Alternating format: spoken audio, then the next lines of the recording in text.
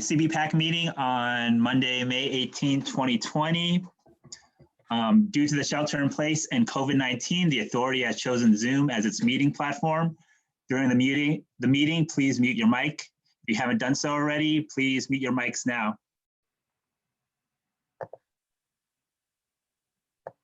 All right, Jackie, can you please take roll call? Okay, Chair Robert Sarmiento. Here. Vice Chair Bill Pinkham.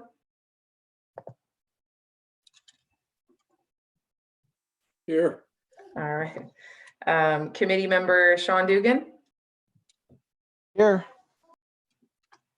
Committee member Adam Foster. Committee member Bill Kashin. Here. Keishan. Keishan, okay. Committee member Scott Allman.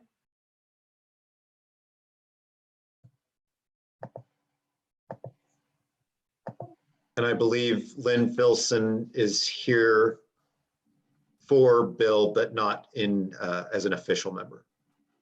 I do see Eric, were you going to be alternate today for Scott Allman? I assume so. Okay, so I'm gonna go ahead and note you down for that. Thanks, Eric. Okay, committee member Bruce Olson.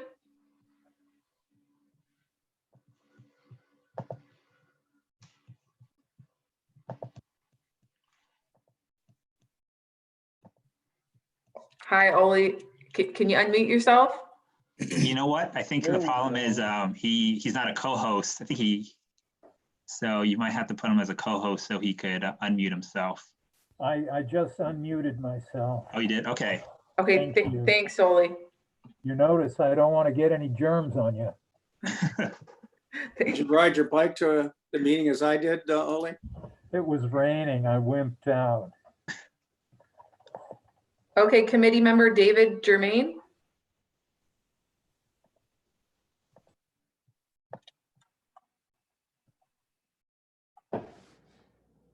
Hello. Okay. And committee member Corey Riley. Present. Committee member Paul Reinders. Here. Okay, it looks like committee members Adam Foster and David Germain are both absent.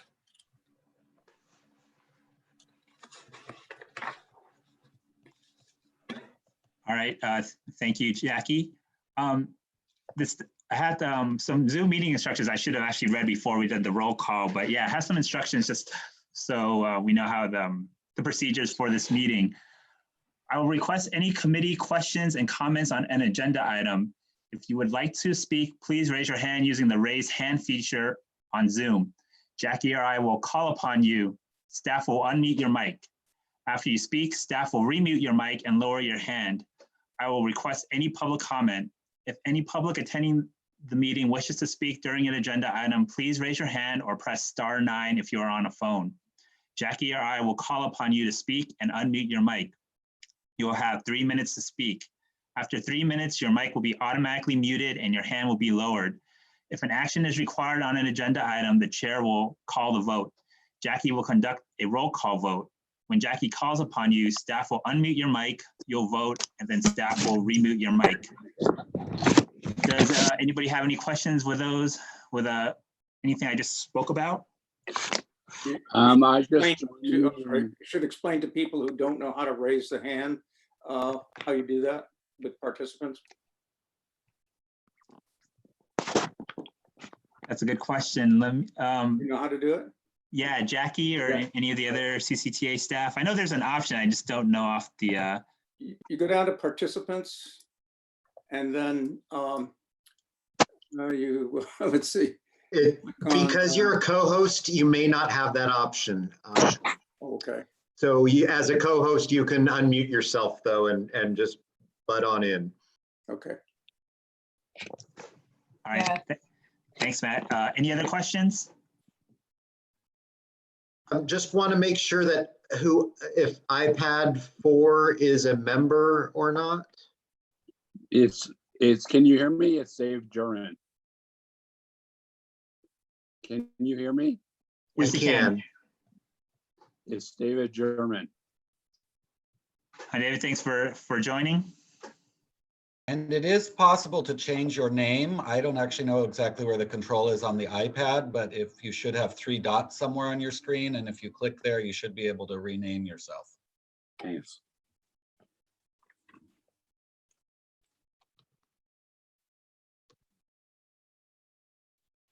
David, I renamed you for you. Okay, thank you. All right, well, move on to the next item here, which is public comment. Jackie, have we received any public comment? No public comment received. All right, thank you. Is there anybody in the Zoom meeting who wishes to speak during public comment on an item that is not part of the agenda? If so, please raise your hand and Jackie or I will call upon you.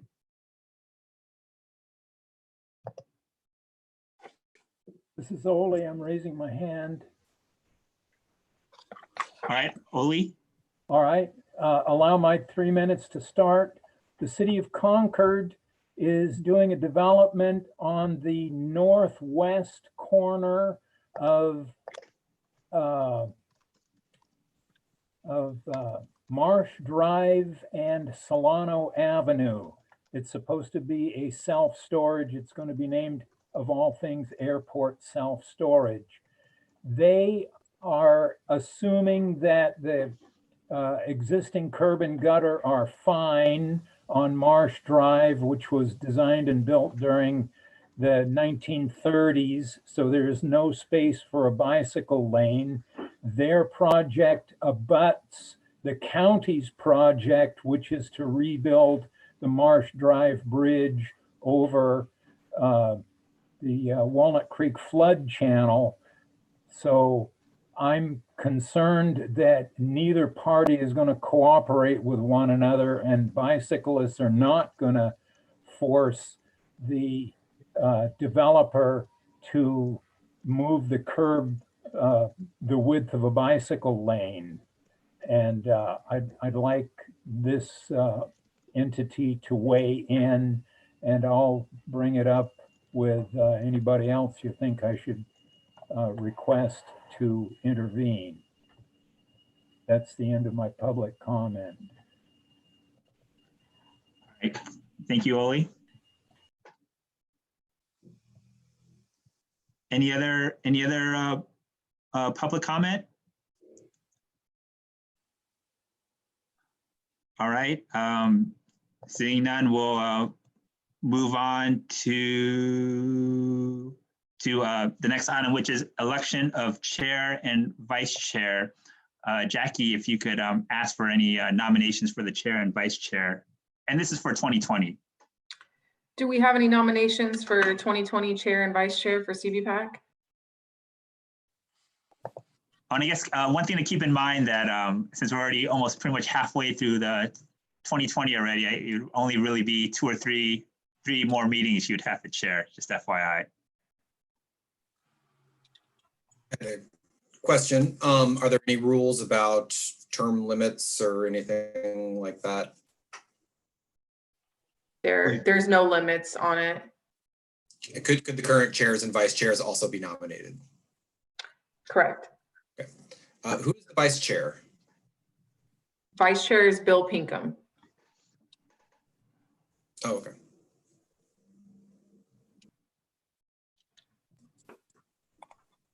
Did anyone want to raise their hand for nominations? Can I get a motion?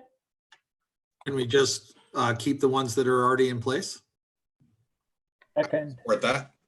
Okay, I have a motion by Bill for Robert as chair and Pinkham as vice chair. And can I get a second? Okay, second by Corey. Okay. And so have a first by, I have to repeat this one more time. First by Bill Keeshan and a second by Corey Riley. All right, Jackie, can you conduct a roll call vote, please? Yes, the motion passed unanimously. And we now have our same chair and vice chair. Sucked us in again. All right, thank you. We'll move on. One second here. Move on to approval of summary of actions. I just need for summary of actions for the September 23, 2019 CBPAC meeting. Are there any changes, comments, et cetera, from the committee? If so, please speak up. And if there is none, I could, if I could get a motion and a second, please. I'll move to approve the summary of actions. All right, thank you. Second that. All right, I have a motion from Paul and a second from Sean. Jackie, if you do a roll call vote. Yes, motion passes unanimously. Sorry, just, I think we have to do a roll call vote when you're doing virtual meetings. I think we need to call on each individual member. Yeah, thanks, Thank you, Corey. Chair. I was just going to say Zoom, that, Jack. Okay, let me grab all my I members' think- names here. I think we need to go back to the chair and vice chair election. Okay, Yeah. so back Actually, to the yes, chair, back to the chair and vice chair for the roll call. The motion passes unanimously. Can I get Chair Actually, Robert? Jackie, I'm Actually, sorry. before, for the chair and vice chair, I don't know if we have to do the vote first to determine if it's unanimous, correct? That's what she was saying. The only thing that I would add here is in the reactions, you've got a thumbs up. So if you look at your options, it says reactions. And if you hit the thumbs up, that could be your vote. Do you see that? Yeah. Is that okay Yeah. for?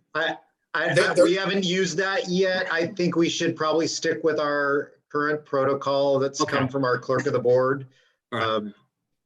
If she was on the call, I'm trying to channel her.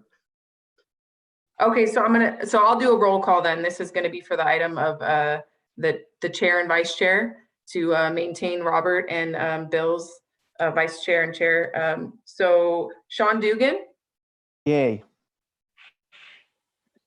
Adam Foster,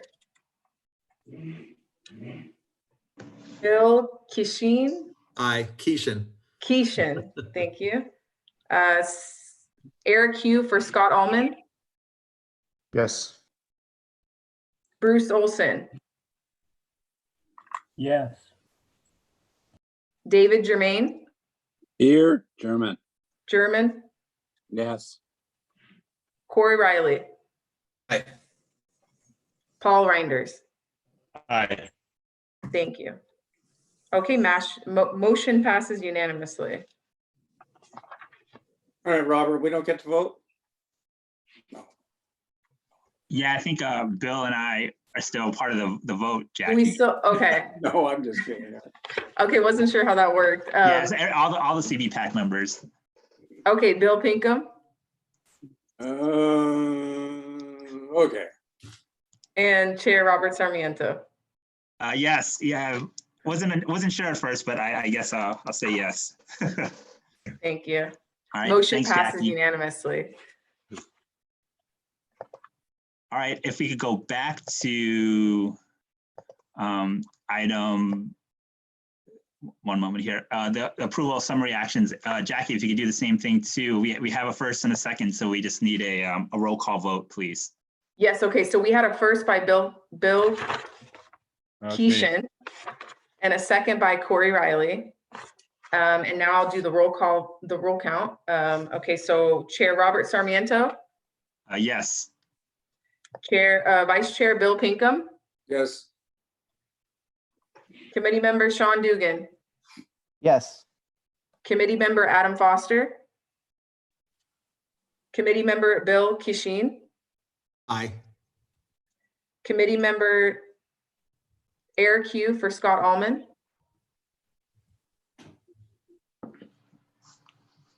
Yes. Committee Member Bruce Olson, Yes. Committee Member David Germain, Yes, German. Committee Member Corey Riley, Yes. Committee Member Paul Reinders, Yes. Okay, motion passes unanimously with committee member Adam Foster absent. All right, thank you, Jackie. All right, next, one moment here. Next, we're going to move to the regular agenda items. And just one note, you see that item 2 is ATP Cycle 5 grants, and item 3 is the Micromobility Forum recommendations. We're actually going to bump up the Micromobility Forum recommendations to item number 2. So just making the CBPAC members aware of that. But for number 1, we'll dive right into an update on the Iron Horse Trail Active Transportation Corridor Study. We have Jamar Stamps from the county, who's the managing the project here, and he'll provide an update on the item. But actually, Matt, do you have anything to add before Jamar speaks? Just wanted to point this out that we were planning on bringing this to you back in March, but we had to cancel that meeting. So I'd like to thank Jamar for circling back around and bringing it to us this month. But yeah, I'll just hand it over to Jamar, who looks like he's got his screen going, and take it away, Jamar. Thank you very much, Matt, and thank you, Mr. Chair and Commissioners. First of all, can everybody hear me? Can I get a virtual thumbs up or head nod if everybody can hear me? All right, great. I see a couple thumbs. Thank you very much. So I'll go ahead and go into the presentation. This presentation is about 10 minutes long, so I should run through it pretty quickly, but if anybody has any pressing comments or questions, please don't hesitate to stop me, and I'd be happy to take a pause. So again, as the chair mentioned, I'm here to present an update on the Iron Horse Corridor Active Transportation Study, a study that's been managed by the county, but put together by all of the jurisdictions along the corridor and the East Bay Regional Park District, as well as a few other agencies that I'll mention more specifically in the presentation. Before I get into the actual presentation, I'll give a quick overview of some of the topics I'm going to highlight. I'll go over a quick project description, some background information about the study, some of our public outreach efforts, the study goals, some of the potential improvements, some potential corridor management concepts, and the next steps for this study. This Iron Horse Corridor Active Transportation Study was initiated with the intent of further developing active transportation features by analyzing opportunities and constraints within the corridor. The study also discusses the potential for accommodating more efficient long-distance bike travel, and the scope of the study includes the entire 22-mile length of the Iron Horse Trail within Contra Costa County, so from State Route 4 all the way to the Alameda County line. With Alta Planning and Design as the consultant, the county collaborated with stakeholders, including all of the incorporated areas along the corridor, the City of Dublin, the Iron Horse Corridor Program Management Advisory Committee, as previously mentioned, the East Bay Park District, the Transportation Authority, 501 Contra Costa, as well as some of the utility companies and local community and advocacy organizations within the area. Since initiating this study in 2018, the consultant team and technical advisory committee, which is comprised of the agencies I mentioned in the previous slide, were tasked with gathering public input via internet survey and a web-based mapping tool, holding various public outreach events to advertise the study and get live feedback, completing technical analysis, and through our technical advisory committee, developing the study's goals, improvement concepts, and evaluation criteria.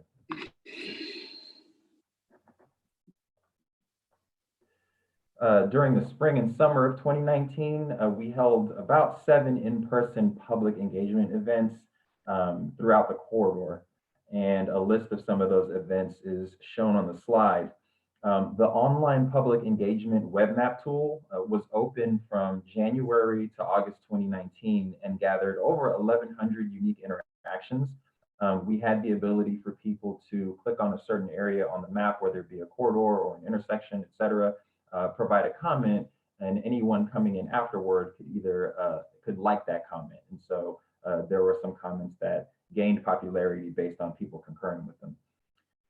Through these outreach activities, generally we learned that people expressed a desire for things like adding amenities such as lighting and shade and bike stations, increasing access points, prioritizing trail users at road crossings, and also providing more user separation along the trail to provide better comfort for the different user types.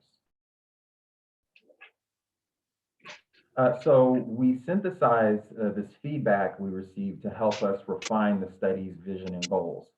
Summarized by theme, we found that public priorities broke down basically to improving mobility, increasing safety, increasing access and equity, and improving the user experience.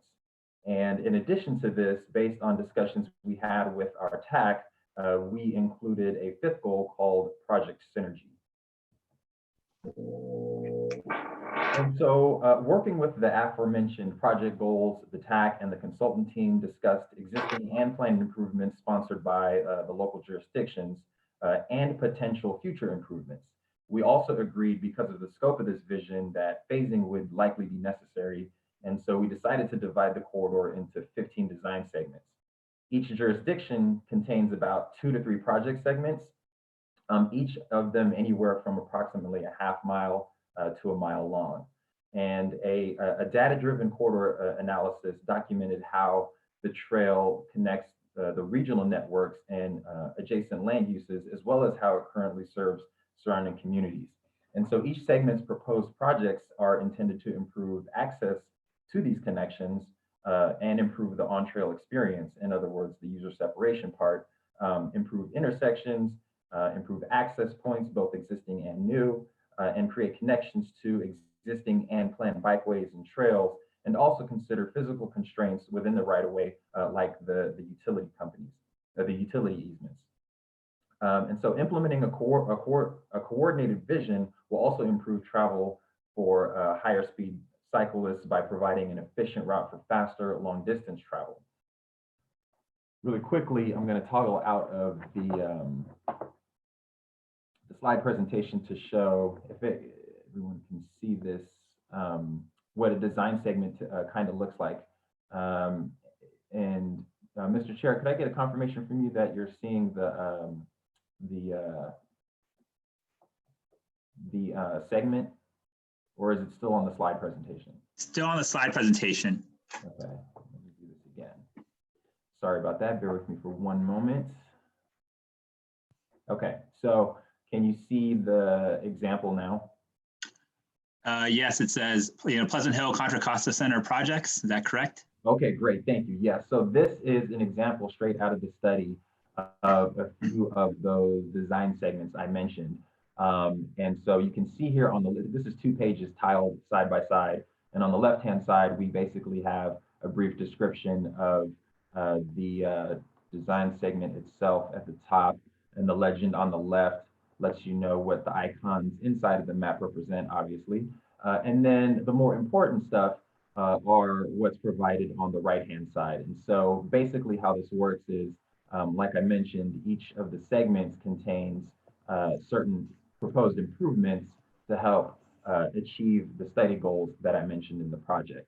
And each segment within either one of these jurisdictions or in one of these maps contains associated projects that are basically designed to improve or intended to improve each of these project areas. And I can come back to this later if there are more questions, but I'll head back into the slide presentation for right now and finish that up. Okay. And so following that, the TAC then used the community-driven project goals to develop evaluation criteria, shown on the right-hand side of this slide. Scoring was weighted based on how well project concepts met the study goals. With potential improvements assigned to each study segment, we conducted a corridor performance analysis. And now analysis results basically show certain combinations of improvements do achieve different results for obvious reasons. For example, focusing on intersection improvements could make bicycle and pedestrian travel feel faster. And on the other hand, focusing on access to the trail could increase trail uses. But overall, The improvements proposed in this study will enhance the user experience, better accommodate different user types, in other words, recreational and leisure versus high-speed travelers, and improve user safety.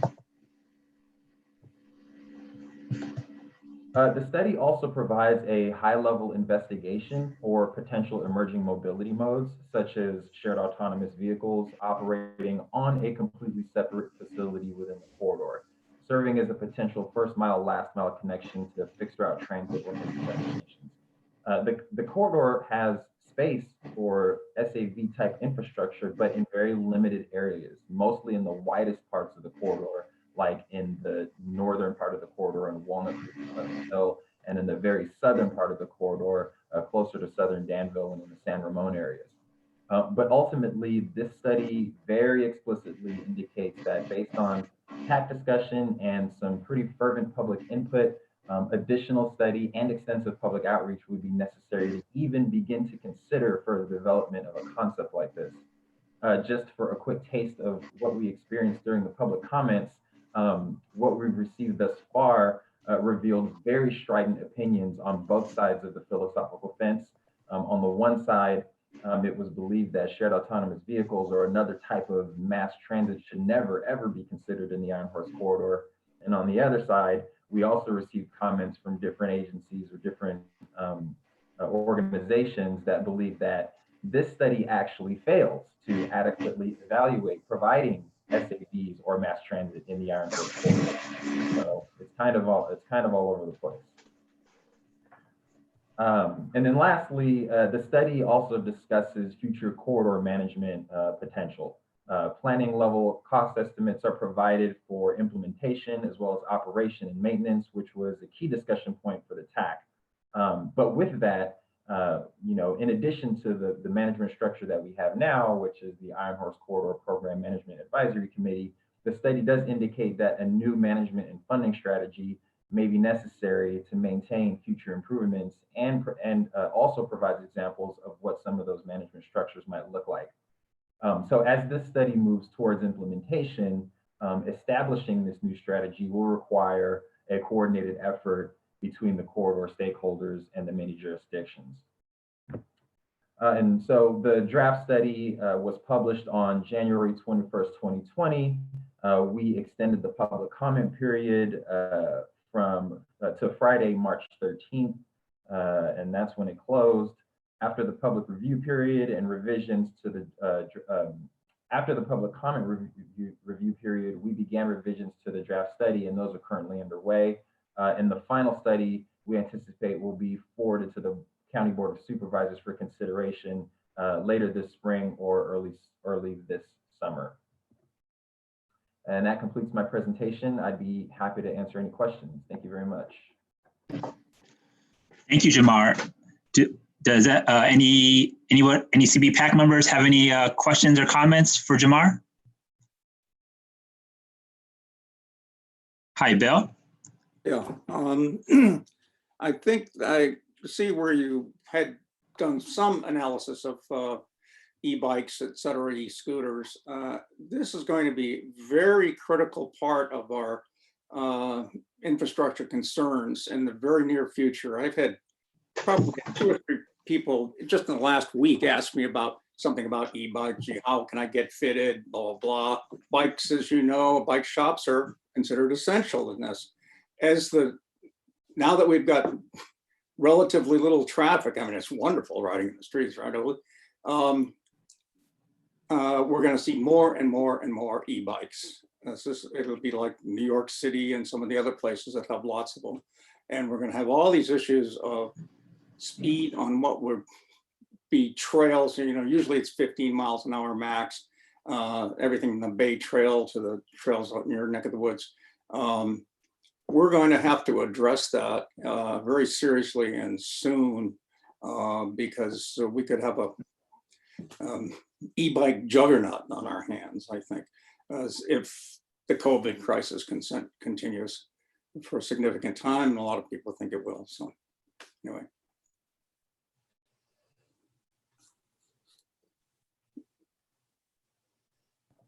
All right, Really thank you. quick, really quick, I wanted to notate that Adam Foster has arrived to the meeting as of 11:31. Thank you. All right, thank you, Jackie. Welcome, Adam. All right, Oli, you have a comment, question? Oli, you have to unmute yourself. Sorry, I have to That's okay. agree with Bill.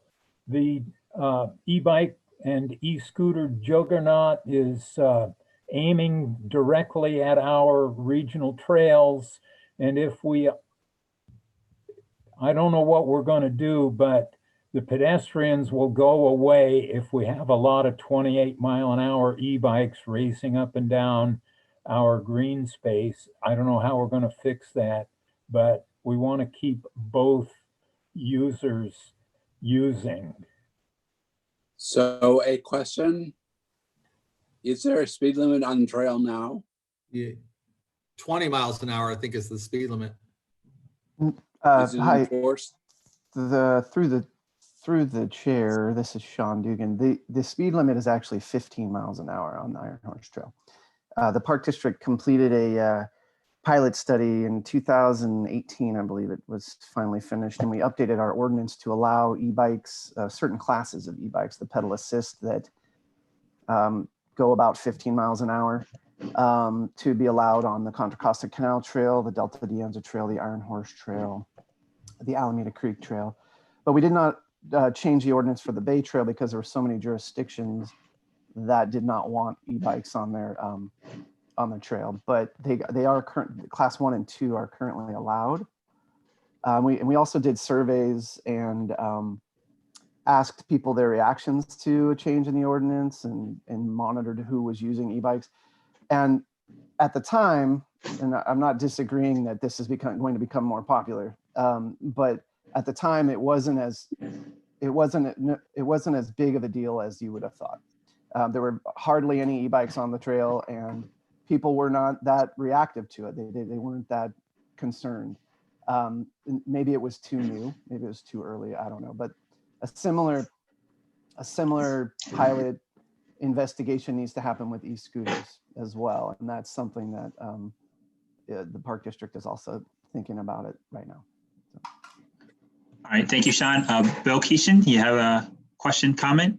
Yeah, I think it, rather than focusing on e-bikes and scooters, I think it really reinforces the need to have a pedestrian slash slow walking kind of area, and then a faster lane for the e-bikes. If you go to the Netherlands, and one of the reasons why I got involved with this was my previous company was based in the Netherlands. They've done a really good job of having 3 different categories. You've got roads, you've got bike lanes, and you've got pedestrian lanes, and they keep them all nice and separate. And I think that really needs to be the philosophy for the Iron Horse Trail. All right, thank you, Bill. Any other questions or comments for the study or for Jamar? Oli? I attended the East Bay Regional Park District Park Advisory Committee meeting where the results of their study were presented. The only e-bike that was observed was ridden by, the only e-bikes that were observed were ridden by some 80-year-old people who were tooling along at 8 miles an hour and loving every minute of it. And the policeman who was giving the report was very impressed that the old people were using the e-bikes to get out on the trail, and he was 100% in favor of them. Down in Santa Clara County, they have a far different experience where millennials are commuting to their high-tech jobs, and they're flying along during rush hour, shoulder to shoulder, at as fast as their e-bike will go. And it's Katie bar the door when it comes to pedestrians there. So these are the two opposite sides that we're going to end up dealing with. Thank you. All right, thank you, Oli. Bill? Yeah, much as I would love to see an infrastructure like the Netherlands or Copenhagen, so in Denmark, they've been wonderful bike cities for many, many years. Just getting something as simple as protected bike lanes has been a huge struggle here. And I'm pretty pessimistic about us having streets where we have pedestrian bike lanes, and of course have to provide for public transit as well. Another aspect to this is that fairly soon, I don't know what other cities are doing, but Richmond is going to have electric bike sharing. It was to go into effect in this month, bike month, but the company called Gotcha, oddly enough, makes most of their bikes in China, and the production has gone down and so on. So we don't know several months, but that will allow, then people will not have to fork over thousands of dollars that an e-bike costs, just whatever the rental is, a few bucks, $5, and you're going to see a lot more in the street, because I think it'll catch on. I think other cities will want to do it, just like the Lime bikes and the other rental bikes. So that's coming down the line too.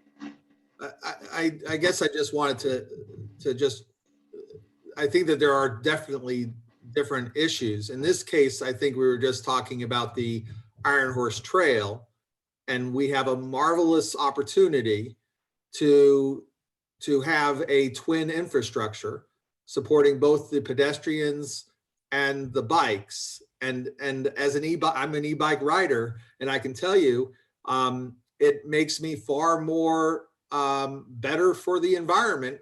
There's so many errands that I run on my e-bike now that I used to get into a 2,000-pound car. That I think there's a lot of benefits that if culturally here in this area we could start that shift, we could have some positive results across the board. But we do need to be mindful that the pedestrians need to have their protections, while at the same time, bicyclists and e-bikes need to follow the law and be safe in their activities.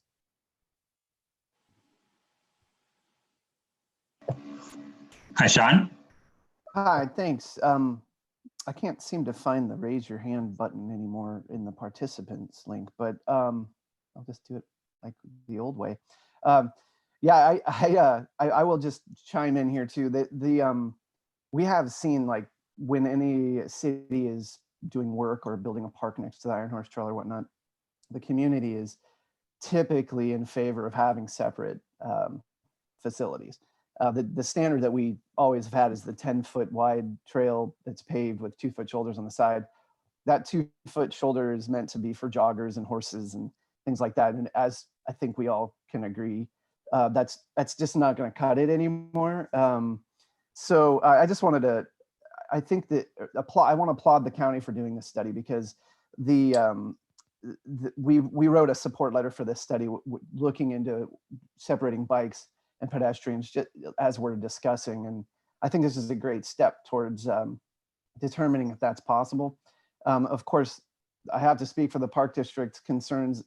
We see the writing on the wall, but our concern is that we operate that, and that is going to be a lot more maintenance. And so I appreciate the county listening to those concerns and identifying, maybe we can, moving forward, identify some creative ways that we can either create a community facilities district or a landscape lighting district or some sort of funding source in order to maintain something like that, because it's not only going to be a new path, it's going to be a larger path, and it's going to be the crossings are going to be you're going to have this interesting new crossings of every arterial. So but I think this is a great step. That's all I'll say about it. All right, thank you, Sean. Any other questions or comments for Jamar? Bill, Keishan?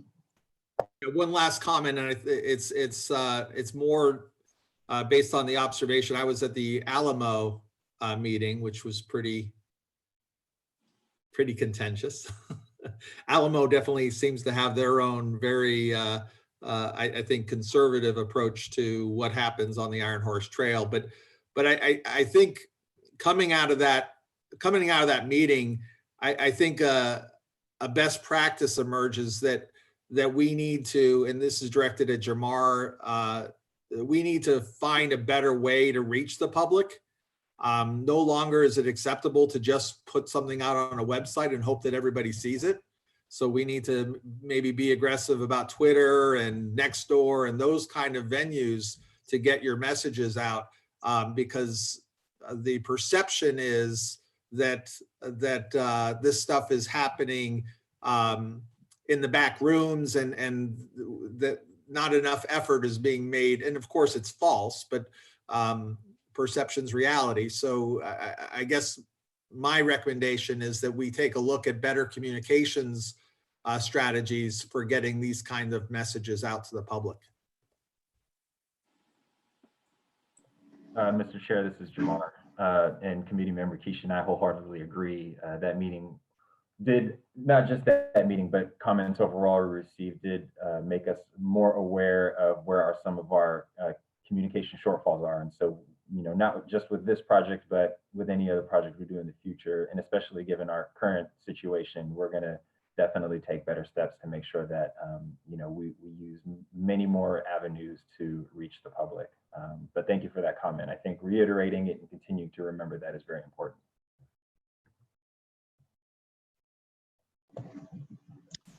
Okay, any other questions or comments on this item? All right, Oli? Thank you very much to Jamar for doing all the work on this study. Thank you to the county for paying for it. And we will make good use of the information we're learning. And unfortunately, the information is going to be outdated almost instantaneously, given the way the e-bikes are going right now. All right, thank you. All right, if there are any other comments? If none, Jamar, I guess it's items only informational. So Jamar, thank you for making yourself available to present an update and take any questions and comments. Yes, thank you very much, Mr. Chair. Thank you, committee members, and thank you, authority staff.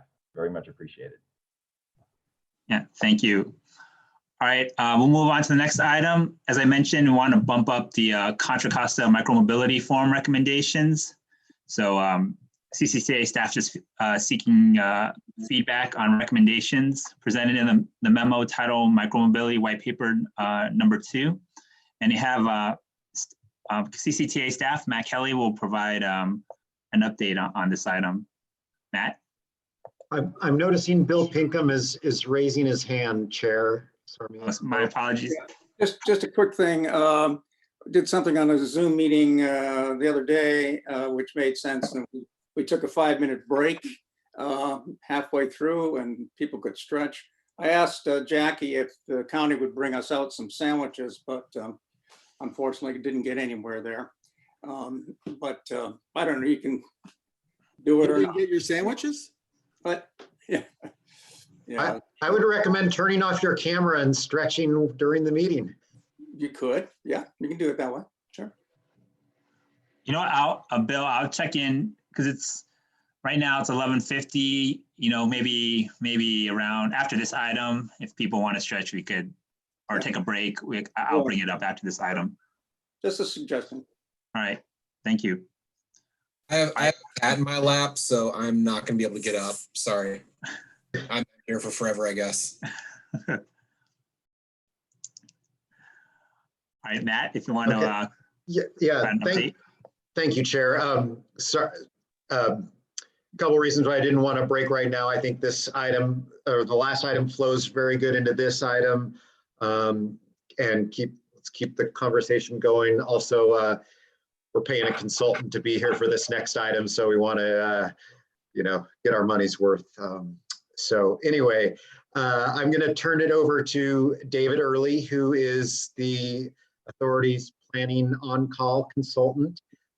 They've led this particular task from the implementation of the bicycle and pedestrian plan that was adopted in 2018, this being the micromobility item. So they've been doing a lot of work for us over the last several months on this. So I'm going to hand it over to David Early and let him present micromobility and the outcome of the micromobility forum that we held in December. So take it away, David. Do you have the presentation? I do have the presentation, and I will put it up shortly. Thank you all for having me. And I mean, Matt, if you have it and can run it, I can pull it up, but it's one less thing for me to do. David, I was looking for it in my emails, but I couldn't find it. I'll pull it up then. Hang on just a moment. If you want to send it to me, I could do it that way as well. No, I've got it. It's totally fine. I think you should be able to see it now, and I just will change the view to full screen. And everyone should see this now. Is that true? Can I get some visual yes that you can see it? Great. Okay, thank you. So again, I'm David Early. I know many of you from other work with CCTA and on other projects throughout Contra Costa County. PlaceWorks does serve right now as CCTA's on-call planning consultant, and it was a pleasure to be able to work on this project on shared micromobility, which, as Matt says, really does flow directly from the discussion about the Iron Horse Trail. And as you'll hear, as we did our project, we actually heard comments specifically about the Iron Horse Trail and micromobility. So there's definitely a correlation here. We've been engaged on this particular assignment now for approximately 9 months. And I'm going to give you an overview of what micromobility is. I think many of you are aware of that. Make sure we've got our definitions correct. I'm going to talk a little bit about a forum that we held on the subject in December, go over the recommendations that are in our paper that you have reviewed. We did get some written comments from 2 of your members, which I'll talk about as well, and then talk about next steps that CCTA plans to undertake. So just to begin with an overview of the technology, these are shared forms of transportation that utilize spaces that are generally deemed to be suitable for bikes. And in our definition, they include electric scooters, as well as both electric and pedal bicycles, all of which are available on a rental or subscription basis. They're generally thought to be suited for trips of 5 miles or less. There are certainly people who use them for longer trips, but those are the outliers. Most trips are actually under 1 or at least 2 miles. And these programs, to the extent that they are rental and subscription programs, are administered in a variety of ways that include both docked systems and dockless systems, as well as hybrid systems where you can put a bike in a dock or you can leave it in a dockless position. So we're talking about all of those kinds of technologies, and again, primarily scooters and bicycles. There are a number of those here locally. In the region, many of which have appeared at times in Contra Costa County, although Contra Costa County has very little of it now. There are companies that focus only on micromobility. These include Bird, who's quite famous at this point for its very fast growth. Lime, who has run both bicycle and has run bicycle programs in Contra Costa, but is now exclusively a scooter company. Spin, Ojo, which is owned by, or which owns also Gotcha, which was referenced already as the provider coming to Richmond.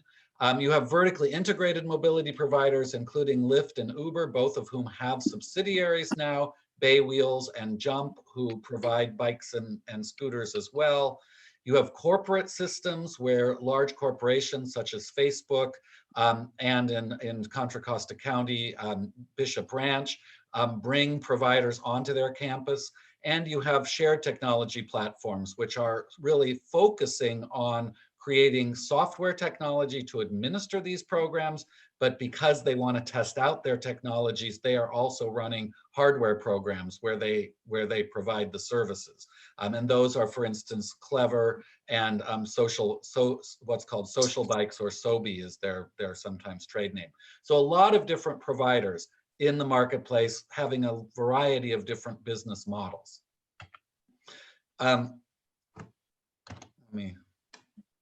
Somehow, here we go. I have moved too fast and then too slow. All right, let me mention though, about here in the county, I thought I had a slide on this subject. Oh, here, never mind. I'm sorry, I'm a little discombobulated here this morning, but let me just go on then and talk about the opportunities that these programs do provide. I think you all are very familiar with this, and your discussion about the Iron Horse Trail shows that you are. These are great opportunities to decrease VMT, decrease traffic congestion on roadways, decrease greenhouse gas emissions.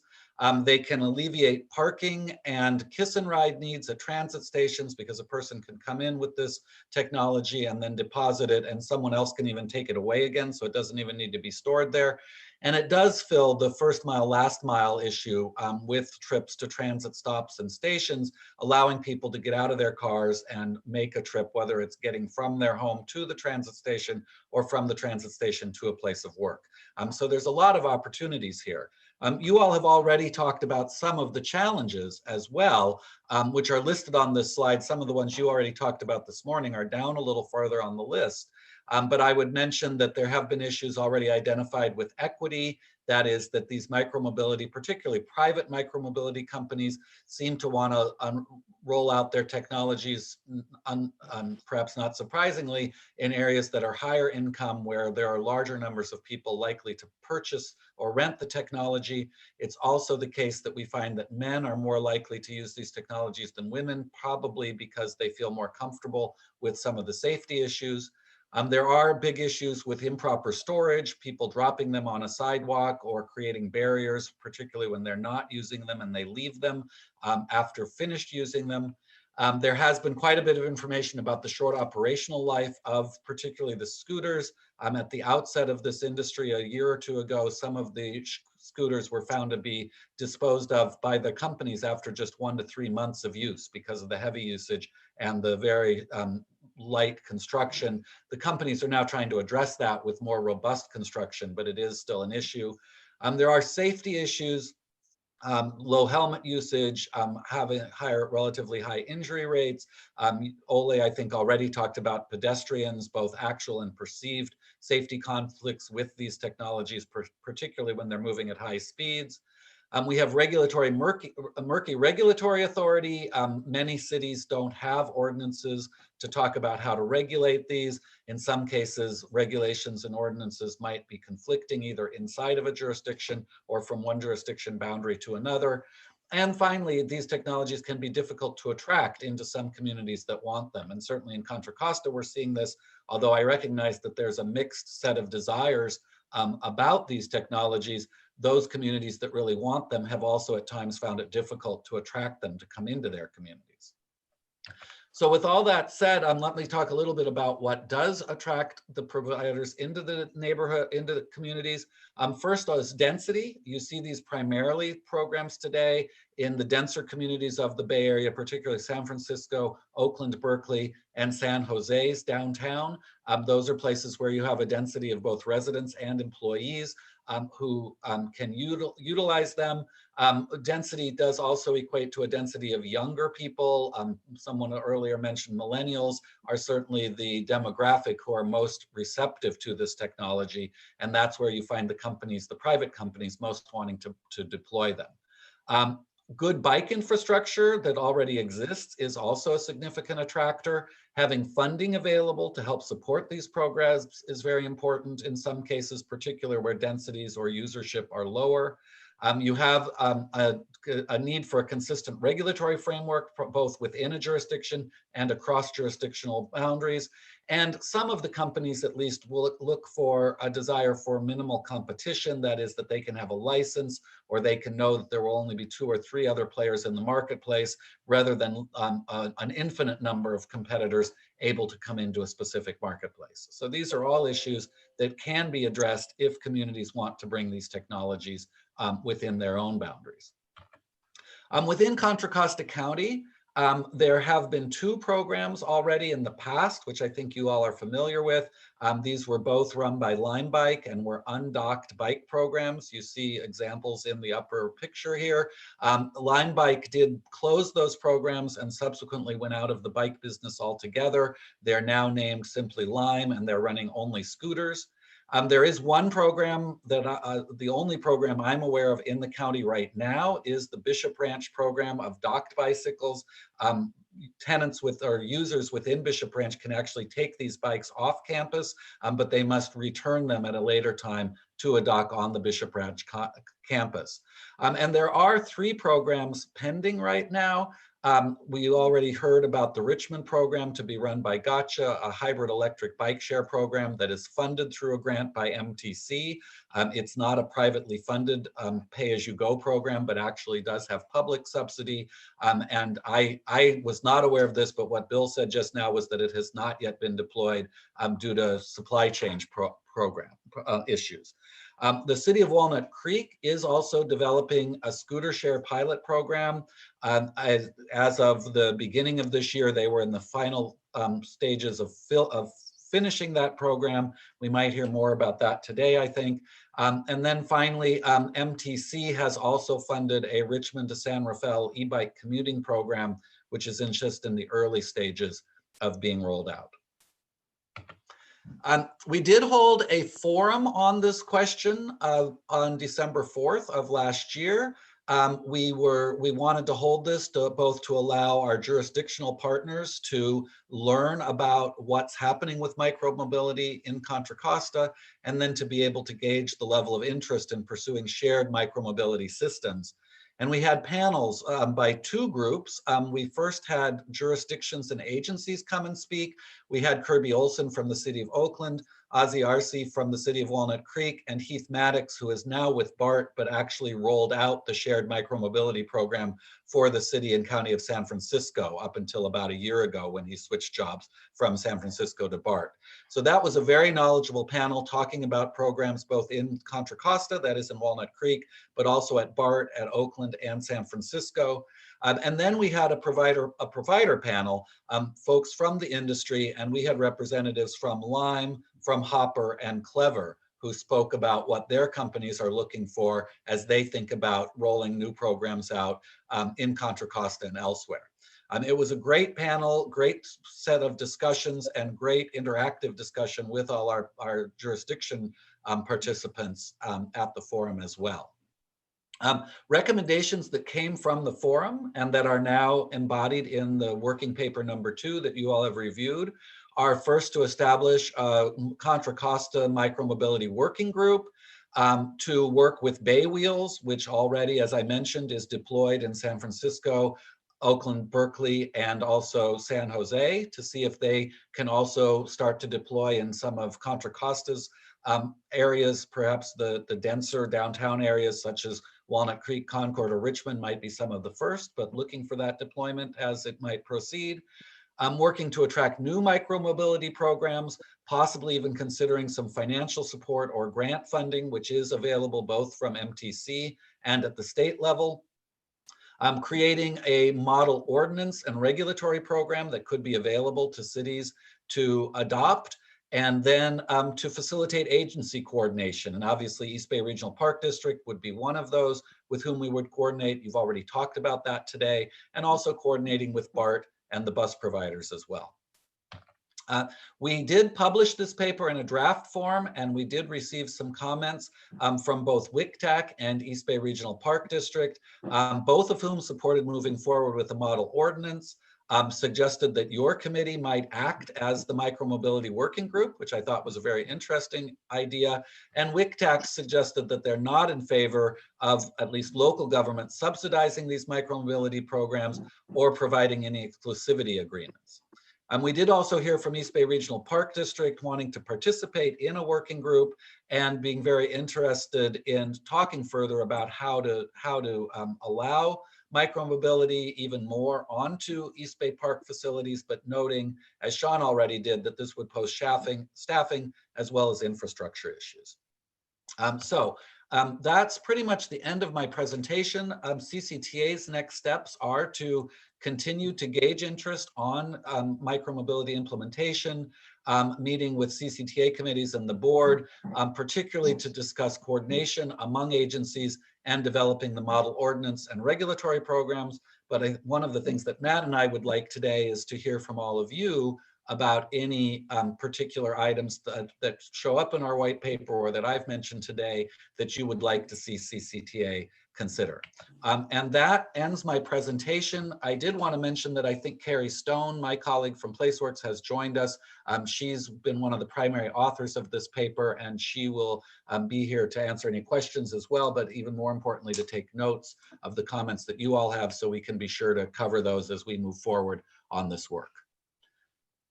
Thank you all very much. I can either leave the slideshow up or turn the share off if you want to see all of the participants again. I can leave it up if you have questions about any individual slides. All right, thank you, David. And actually, I will ask if you could turn off the share because I need to be able to see all the participants. Okay, thank you. All right, any questions, comments? I see Corey has his hand up. Corey? Just unmute real fast. Thank you all. I really enjoyed reading both of the white papers, and I think that they're just very comprehensive and have lots of good information. They're very well done. So thank you all for doing that and putting those together. I did want to talk just a little bit. There's a little bit of nuance in some of our comments there, particularly around the government funding. And this was just more of like, from what I've seen, scooters. So the analyses that I've seen, bike share programs are more likely to substitute someone driving alone rather than like taking a walk, for example. So someone who goes and takes a bike would have been more likely to have taken a car ride to that destination rather than a bike. What I've seen with the analysis on scooters is that they would have been more likely to have walked rather than take a bike or ride. That's just the analysis that I've seen. So I was a bit skeptical of potentially government funding scooter programs because from what I've seen, those would be potential walkers. And I didn't necessarily think that would be a potentially good use of government funding. But right now that's more of an impression and not like a policy or something that's like set in stone or whatever. And then yes, from what I've seen and from what I've heard with other colleagues throughout the region about the exclusivity agreements, they just don't typically seem to sit well with me. I don't necessarily think that it should be the role of the local government saying which providers can, basically have a monopoly on a certain industry within a city. But I do want to say that the one thing that has come out of this that I'm really excited about is hopefully there is some model ordinances that we would be able to adopt as a region. So there's a lot of interest at our TAC level. So our TAC is made up of staff from each of the agencies, each of the cities and transit agencies that make up our board. And there's a lot of interest there about having a consistent regulatory environment, especially within West County. I think within Contra Costa County, we could do that. So I would love to, help out with that. That's something that I think that there's a lot of interest in our region for having. And then, depending on what the charge of the mobility working group would be, I think that instead of, if it's an ad hoc group that just needs to meet for a little while, I think that's probably fine. But if it's something that would be addressing these issues ongoing, it would seem, why don't we, instead of creating a new group that would then have to, meet and all that stuff, is that a role that we would be able to play here in this body? So that seems my comments. Through the chair, Yes. Thanks, Chair. Just responding to Corey. Thanks for your comments, Corey. I think for the meantime, we'd like to use this group as kind of the sounding board for micromobility issues. And I think the recommendations we want to move forward with the model ordinance and regulatory framework and working with the regional agencies, that can be done at this level. If we get into more implementation steps, then maybe we do create some sort of ad hoc group. But I think for now, staff thinks that this committee could handle that. So yeah, that's what our recommendation is to our board, is to not create a new committee and to use this forum for the recommendations we have right now. And if I could, through the chair, I'd like to, I don't want to get in a back and forth, but just sort of to explain the other side of two of the items that Corey mentioned, and I very much agree with some of the things Corey said. And on the other hand, the anecdotal information about scooter riders, I think it's absolutely true that many of those scooter trips might have been walking trips. And the only exception to that being in somewhat more destination areas where people are taking transit and are a little overwhelmed by maybe a half mile or 3/4 of a mile walk from the transit station to their actual place of work, and they might take a scooter there. And as far as I know, that's only anecdotal information, but it is the one, I think otherwise, there is a lot of information that says exactly what Corey said, that bike trips perhaps do more likely replace a car trip, scooter trips perhaps more likely replace a walking trip, but it could be that the scooter trip is it would have otherwise been a walking trip, but it might have been a walking trip that would have never occurred because the person would have never taken transit if they hadn't had scooters there. So that is the one exception there. On the exclusivity agreements, I just want to say that, again, I'm a big believer in both the free market and also in non-government intervention. And yet the other side of that argument you hear is that this is like other semi-public utilities, for instance, a cable company, where the government does have an interest in both ensuring that there is fairness and equity in the way it's deployed, that there aren't duplication of services, that you don't have everybody out there. So many companies come out trying to deploy a technology that it creates an extra burden on the existing public infrastructure. And so because of that desire to regulate the technology, the exclusivity agreement is sort of the flip side of that desire. And there's no right answer to that. But given that it was mentioned, I thought I should mention sort of the flip side of some of the arguments as to why one might create those agreements. And Bill Keish. Thank you. Bill? Yeah, just echoing David, I'm a big believer in less government is more, but I definitely think that we can make or we can influence agreements such that it encourages, for instance, like a common infrastructure for charging. We'd be remiss if we would give anybody a competitive advantage by building out an infrastructure just because they were the biggest. So, one of the things that I think has been attractive about Tesla is that they've opened up their standards for charging so that you don't have multiple different flavors of charging units. I think we could explore that. And number two, it occurs to me that the leader on this could be BART. As we look at the use of these services, and we just saw with the Iron Horse Trail study that the prime corridors are closer to the BART stations, that if we could get to a point where BART took a leadership role in helping to encourage bikes as a service, right? That maybe a person pays a certain fee, then you have the complete last mile connection to the commute, where people take the bikes home, right? They park it in a station near their house. And when they get up in the morning, they go out and they take the bikes back to the facility.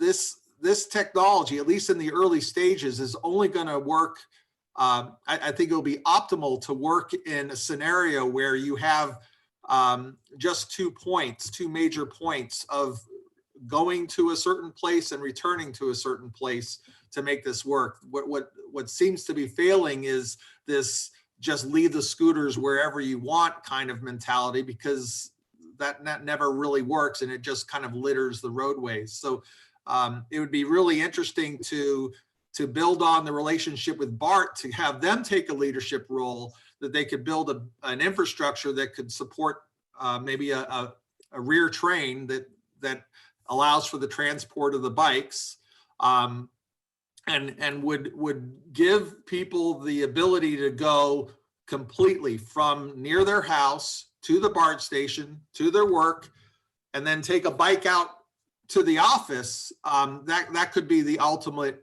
solution. And I think BART could take the leadership role there. All right, thank you, Bill. I'll go Sean and then Adam, and then Bill Pinkham after. So Sean, you first.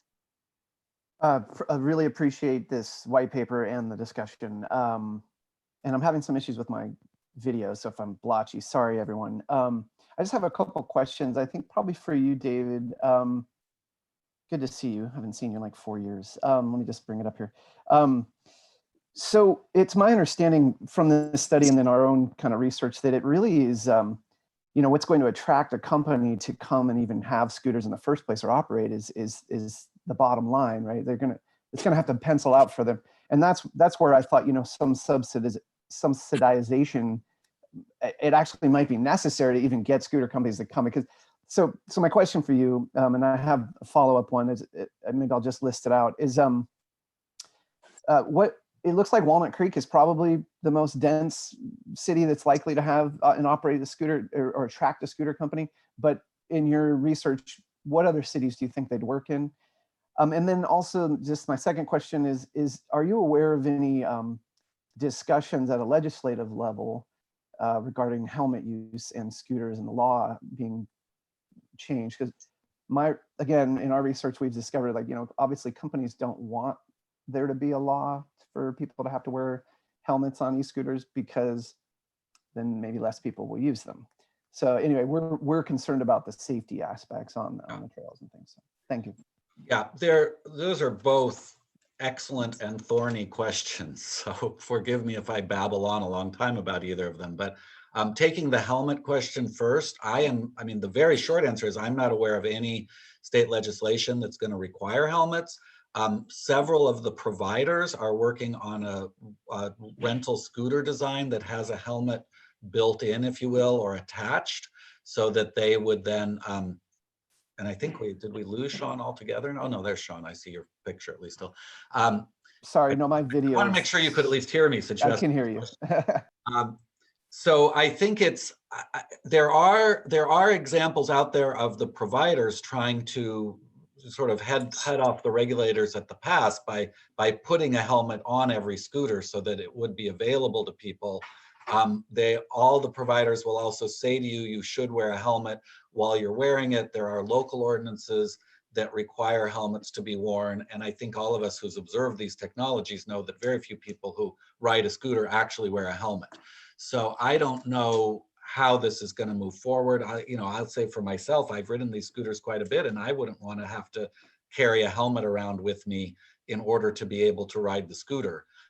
So I think it's an issue. I think in my mind right now, it's a little bit of an intractable issue, and I don't know how it's going to resolve over time. Going to your other question, the first question, I think it is the case that downtown Walnut Creek has the demographic that is most likely to be attractive to scooter and e-bike companies.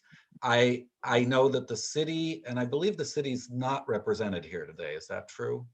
Because I should only speak for them if there's not somebody else to speak for them. My understanding is that the city of Walnut Creek is wrapping up this program. I'm sure they've been delayed due to COVID-19. They had hoped very much that they would create a program that would be attractive to providers without any subsidy to the providers. And honestly, my assessment is, and we've talked to a number of the providers, I don't know that they're actually going to find someone who believes that they can operate with a profitable enough bottom line in order to actually attract users to Walnut Creek. In fact, I believe that there are fewer scooters now being rolled out in some other companies, in some other cities. I believe Oakland just actually saw a reduction in some of the service there. And this is, of course, has a lot to do with the pandemic. It may change again if and when pandemic conditions change, but even pre-pandemic, I'm afraid that Walnut Creek, who I think is the most likely place in all of Contra Costa, my sense is that even Walnut Creek will have a hard time finding a provider without a subsidy. So that's not to say, therefore, there need to be subsidies, but I think it may be true that if you want programs in the near future, it may be necessary to provide some subsidy for them. All right, next you had Adam, who, or Sean, do you have, well, if not, we'll move on. Adam, you had a question or comment?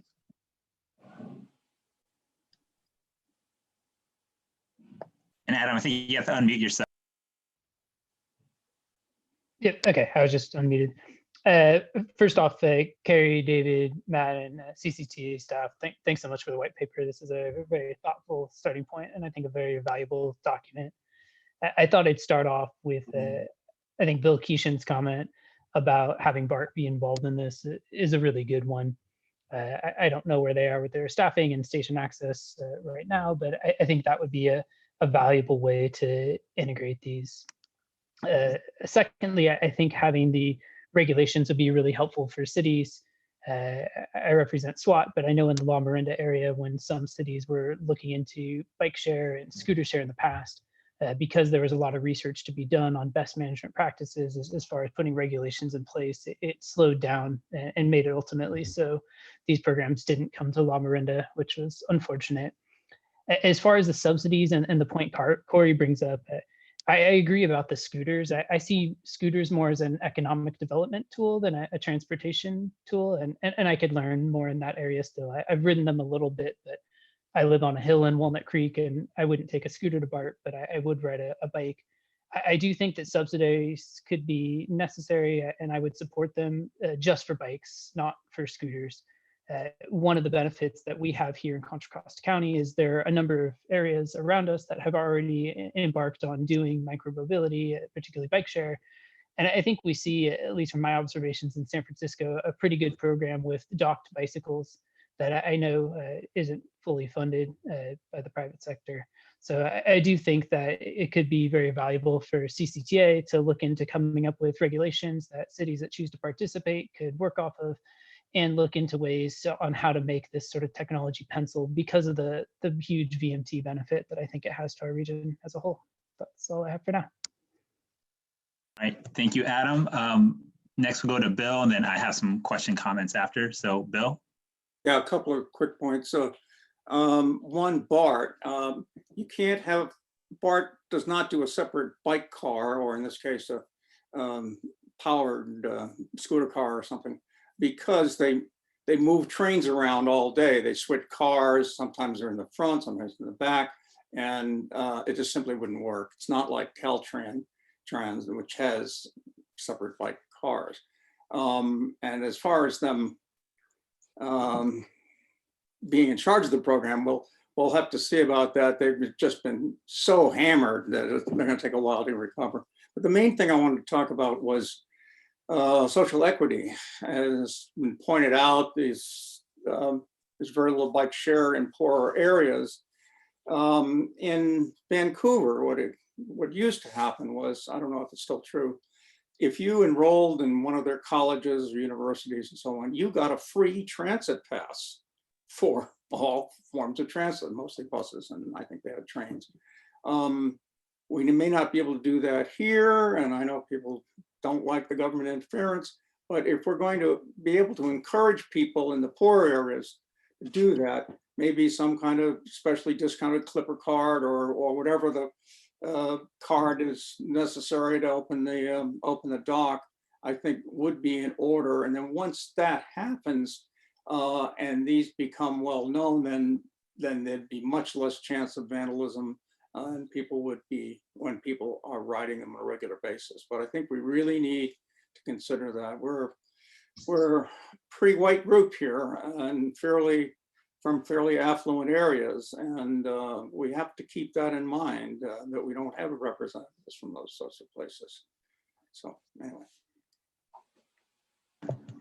All right, thank you, Bill. Next, I had a couple of comments. I guess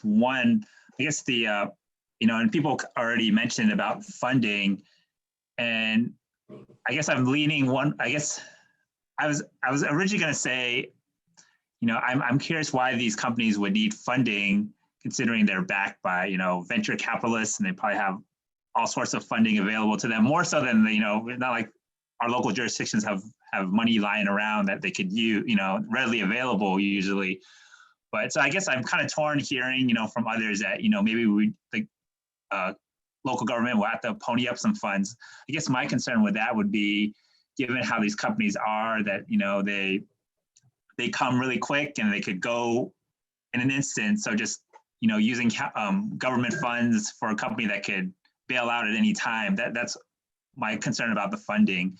The other thing I was going to mention that wasn't brought up as an issue, or it could be an issue, it could be an opportunity, it's just the current COVID-19.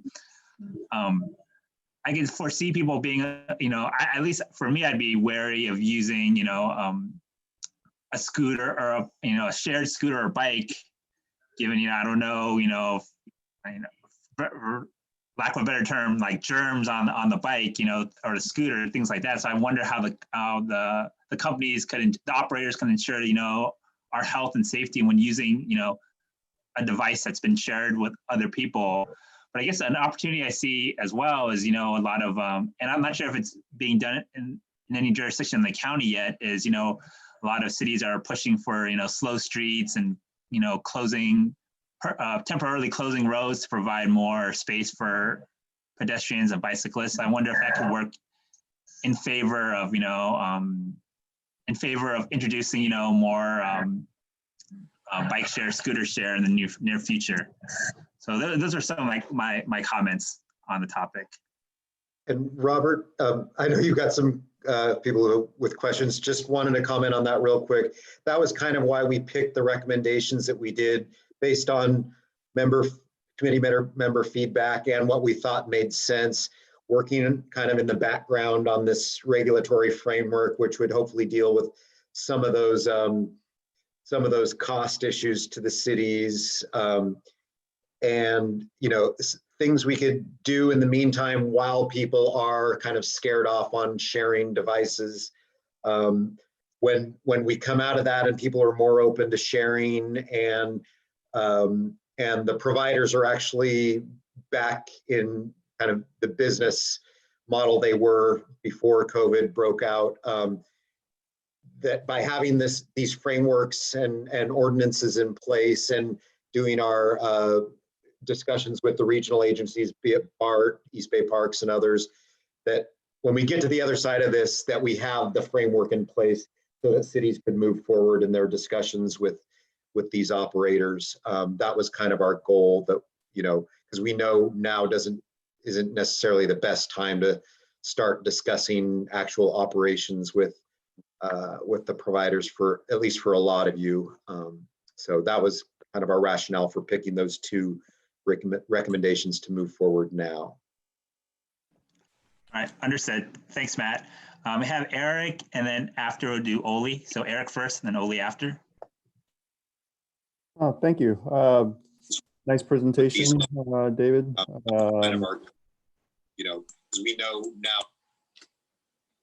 Okay.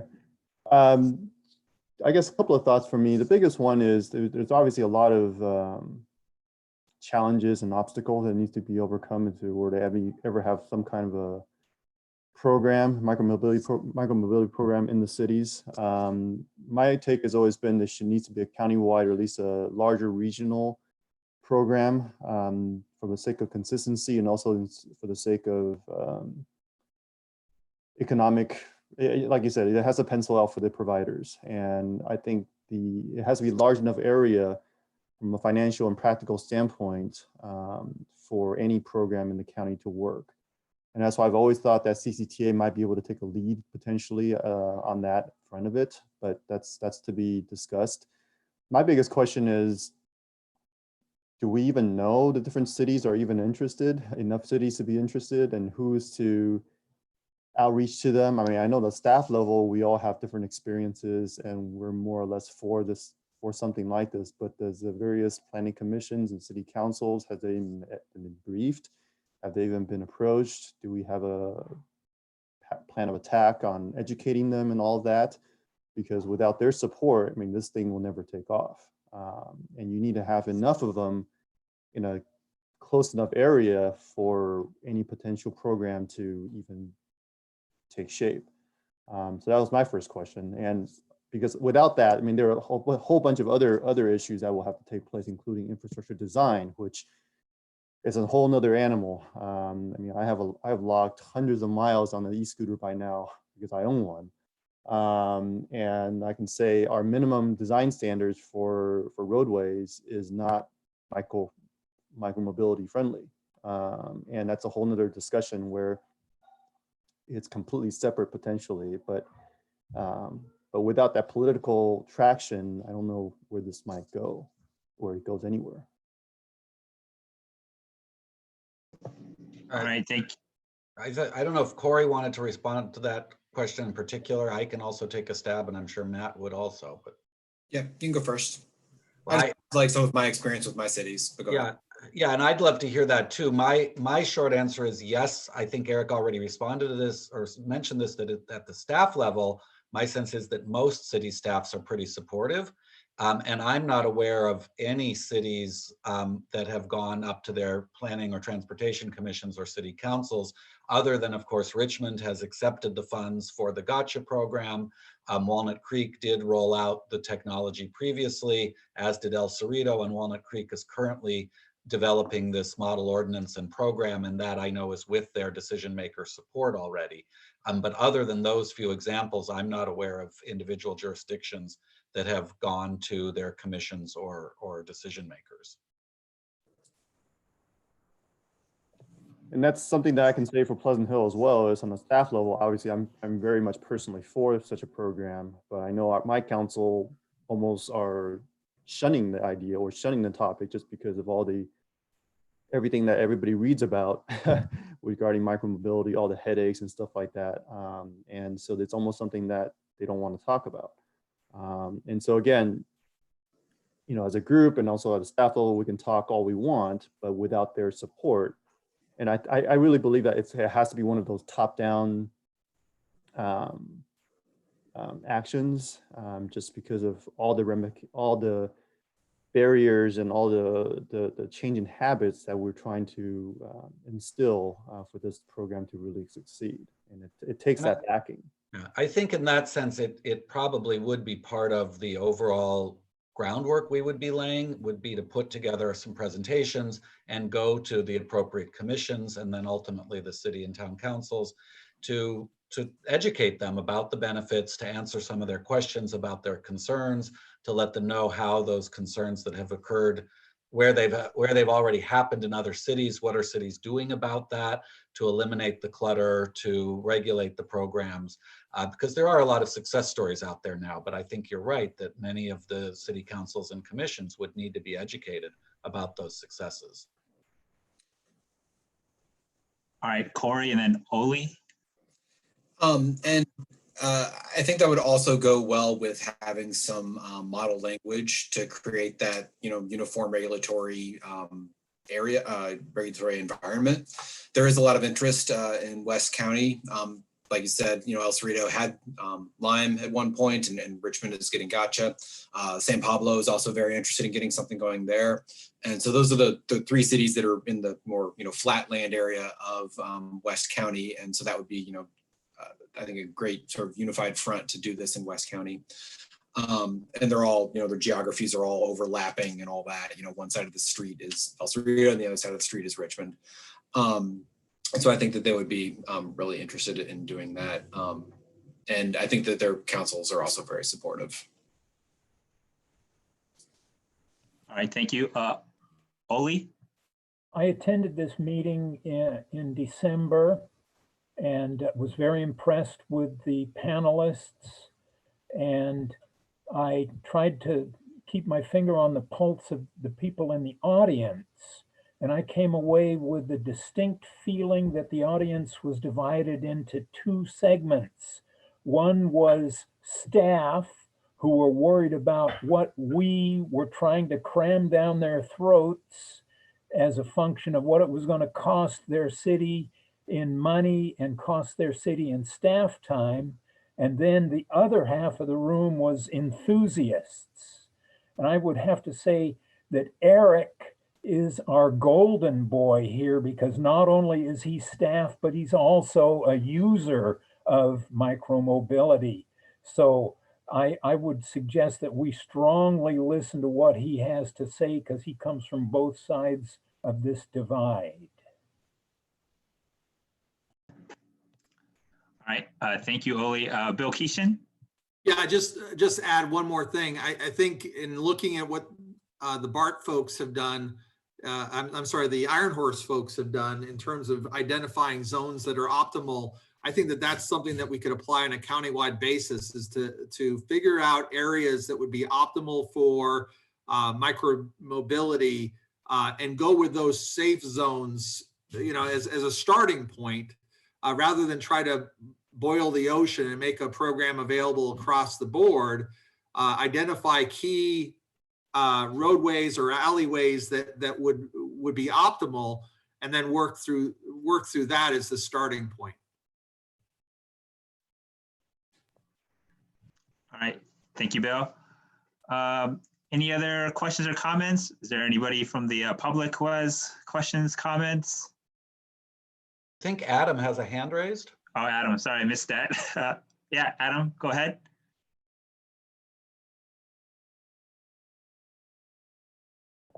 Adam?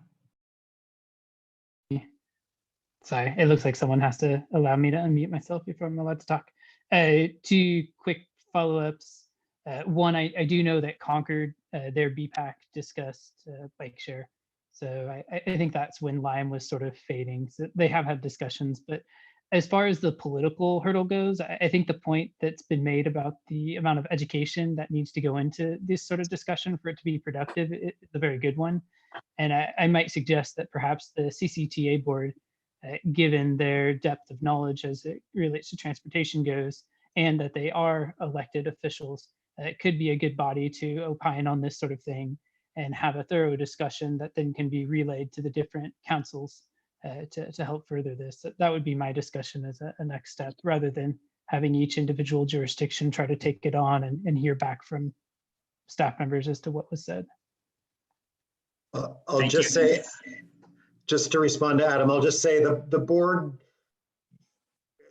you know, they're supportive, but they aren't offering too much content, but they are supportive of this effort. So I don't know if you're going to get anything. I think you'll get a lot more from this group than you will from our board on this for sure. But definitely, you know, the goal is to come up with a consistent countywide ordinance that basically, when providers come in, that there isn't a demarcation between one jurisdiction's rules and the next. So I think that's the overall goal here. And you know, we really just want to, but I think who made the recommendation that we do look at some prime locations to get things going, at least from our perspective, but that whatever we do would apply countywide in terms of the regulatory framework. All right, thanks, Matt. And that was going to be my question too, Matt, like how this item was received at planning committee and what could be done. You know, I know it's this item is also going to the board later this week, so I was curious how you know, like I said, their reception to this idea and what the electeds could do to, you know, to push forward, you know, some of the suggestions and just the operations in general. Yeah, the main message, well, we had Walnut Creek, Loyola Haskew on our planning committee, so she was supportive because her city's moving forward, though she did, you know, offer up that it didn't go as well as they thought in the past, but they're trying to, fix what they thought went wrong for this next round. And we heard from Ozzy at the forum in December, who backed that up. But what we did hear from one member, from East County is that, this doesn't work the same way in say in Richmond as it would in Oakley. So we need to be cognizant of that when we do put together this model ordinance, that there are, ways for it to be applicable across the county. All right, John. Yeah, the joys of the spectrum of Contra Costa County, right, Matt? I have a quick question though. Can you I don't know if there's more discussion, but I was hoping you could repeat I think there were 2 recommendations, David, in your presentation. Can you repeat those just so we kind of know what's being recommended? And are we taking an action on something today on this?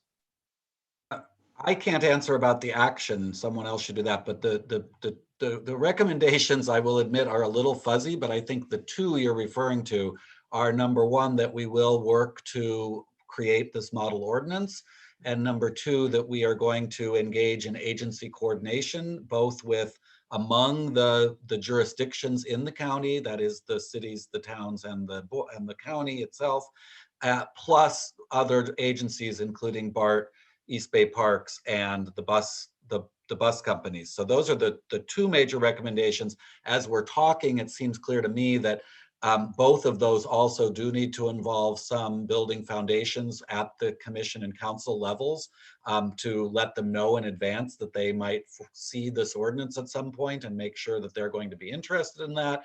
And I think we need to continue to sort of build a foundation among all of you and among your cities in terms of understanding, is there a desire, is there an appetite to try and find grant funding, maybe from the region, or that is MTC as a region, or the state, to support some programs or to do other things.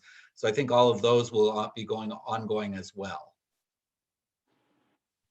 And there is an action, basically to support those recommendations, as David mentioned. Just a question for me.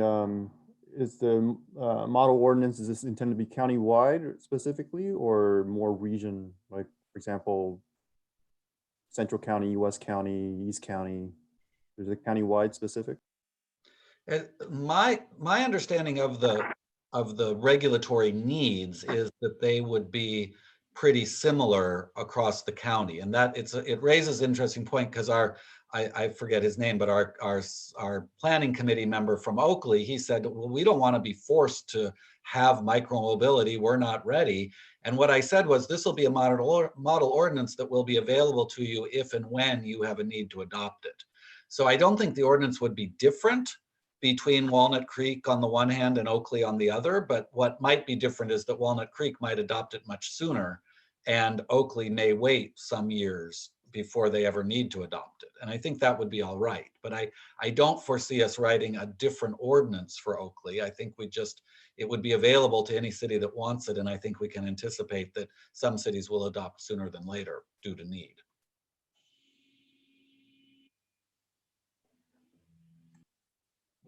And any other questions, comments? Yes. Hi, David. Yes. I didn't see the command here to raise your hands. I'm moving my hand at all. So I'm the new person here, and I hadn't met that much background about you been talking the last few months. But I have a strong background in policy and finance and government. And I think if we're going to be proposing a new ordinance, the first question we're going to get asked over the next few months is, what does this cost? Because government's finances have had a whole shot through them by the COVID. And so, they're just going to be starting to keep the lights on for the next few years. So I think we just be prepared for what the financial implications of an ordinance are. If we come forward to the various cities and say it might cost X dollars to do. Does that make sense? David, that's a great question, and we should be very clear about this, that there's really no cost to a city, at least at this time. There's no talk about, this is not a mandate. There's not a mandate to adopt an ordinance. It's a model ordinance being created as a service to the individual cities. they can adopt it or not adopt it. And even if they adopt it, it doesn't commit them to any financial outlay. It enables them to regulate a program if a private provider comes forward and wants to operate within the city at no cost to that city, then the ordinance is available to them. It does also create a framework where if grant funding were to become available, or if financial situations change and a city does want to support a program, they would be able to do that financially. But there is no way that this creates any financial obligation or burden for an individual city. So it's very important to get that word out there so that the decision makers at the individual cities know that this program is not one that's going to create a cost burden for them. If they were to support it, would they necessarily have to make infrastructure changes to support the ordinance? You know, for instance, putting signs up or widening bike paths or et cetera, things like that. No. And in fact, the ordinances as they exist in other places like San Francisco, San Jose, and Oakland, they include a licensing fee that the cities collect from the operators, and the cities use those fees to make the relatively minor necessary additions. For instance, if there is a corral or parking lot for scooters in a downtown area, the cities are collecting fees to offset their costs in implementing those corrals. Okay. Hi, Corey, you had to raise your hand. Yeah, I was just wondering, and maybe this is something we could talk about offline. I'm just wondering, Robert, actually the question's to you about if you know what the board's temperature is for passing this on a county level. On one hand, I could see this as, you know, if the county were to pass it, it would sort of have an effect of like maybe encouraging others to also adopt it. But then also, you know, whereas, you know, North Richmond might want it, you know, Bethel Island might not. So I don't know, just wondering if you had an idea of what the temperature is for the Contra Costa Board of Supervisors. Well, good question. Actually, you know what? I've been working on a county ordinance on shared mobility, micromobility, and we're planning on bringing it to the board, you know, anytime now. But then, you know, now that we're having this discussion, you know, on a county-wide level, might hold off a bit just to, you know, gather more information from you know, hearing the discussion today. The ordinance that we were proposing was not going to make any distinction between, you know, say Bethel Island or Alamo or North Richmond. It was just going to be a countywide ordinance. Yeah, so hopefully that answers your question. I'm glad you all are waiting a little bit just to see what comes out of this. And Robert shared that with us, Corey. So we will be taking that into consideration. Theirs is focused on dockless. We will, you know, we will cover both docked and dockless in our model ordinance, but certainly we don't want to do anything that's going to conflict with existing ordinances. So, yeah. And Corey, I just want to add one more thing. Yeah, and I know I had this discussion before, and I realized that with the county, that given that the county, you know, covers all 4 subregions, and you know, the county's ordinance may, you know, definitely influence other jurisdictions, like, you know, in their efforts to open or, you know, to adopt an ordinance, and that making sure that the county is consistent with all the other jurisdictions in their respective subregions. So yeah, that's something we consider as well. And I want to admit that we at Placeworks and CCTA want to look at the county's draft, and at the same time, Robert, if there is a possibility of having that deferred a little until we can work on something that we feel could work countywide for the cities and towns as well, that would be great to slow that down a bit. And that's fine, because, you know, our ordinance is really in response to, you know, previously when Walnut Creek was operating, or Lime Bike was operating in Walnut Creek, you know, our big issue was some of those bike shares were showing up at Contra Costa Center, and we wanted to be able to respond to that. And now that, you know, Lime Bike has pulled out of Walnut Creek, you know, there's not as big as a need to adopt an ordinance. So yeah, and that's why we're fine with waiting, and it's actually probably better if, you know, making sure and through these discussions of the CB pack that we all kind of get on the same page. So yeah, the county is fine with holding up a little bit.